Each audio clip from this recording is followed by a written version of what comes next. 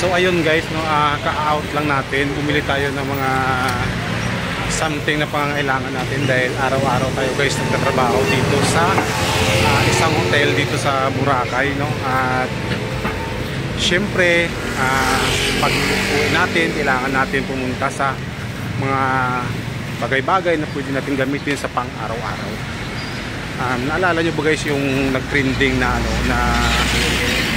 isang e-trike driver na siya, bali binigyan siya ng isang napakalaking gantimpala ng isang sikat na Russian vlogger sa sa Shangri-La dahil siya yung isa sa mga pangunahing nag-service dun guys, no, sa isang vlogger. Actually yung vlogger na yun guys ay yun talaga yung yung purpose niya guys. Pupunta siya rito sa sa like Ati Village ganon, then like yung mga bumibili siya ng mga something pangangailangan, then binibigay niya guys binibigay niya sa mga tao. So napakaswerte na na yun guys ng e-trike driver na yun, napakaswerte.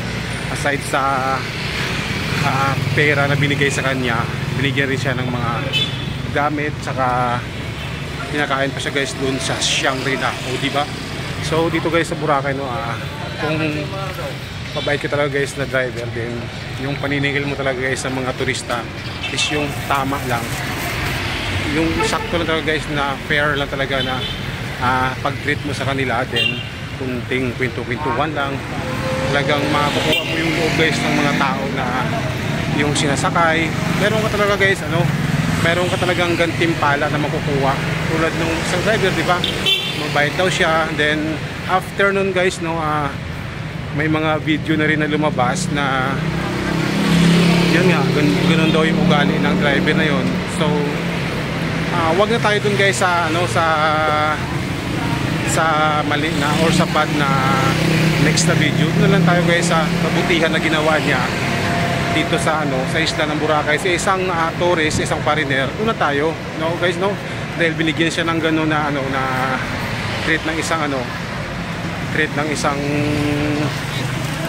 e-trike driver dito sa Boracay. Kaya yun na lang guys, i-appreciate natin dahil na-appreciate din siya guys ng isang tourist at saka isang vlogger na sikat doon guys sa ibang bansa. Kaya napakaswerte niya. So ayan guys, no, sa mga driver dito sa Boracay na e-trike, alam natin na yung iba meron talagang humingi ng medyo mataas na fare, pero hindi naman lahat, no? Kaya ayan guys, yung mga guys na pumupunta sa Boracay guys, alagaan natin guys, especially yung mga driver na mga namamasada dito guys, maging fair tayo guys sa kanila, kasi isa yan sa mga nagbibigay ng imahe dito guys sa isla ng Boracay, kung paano natin sila tratuhin.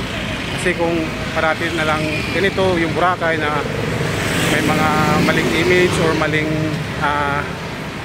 mga balita tungkol sa Boracay guys, alam naman natin lahat na dito tayo kumukuha ng kabuhayan sa Boracay sa mga turista. So sana lahat ng mga turista na pumupunta dito sa Boracay, alagaan na natin. So ayun guys, no, yun lang. Maraming salamat, no, bye bye.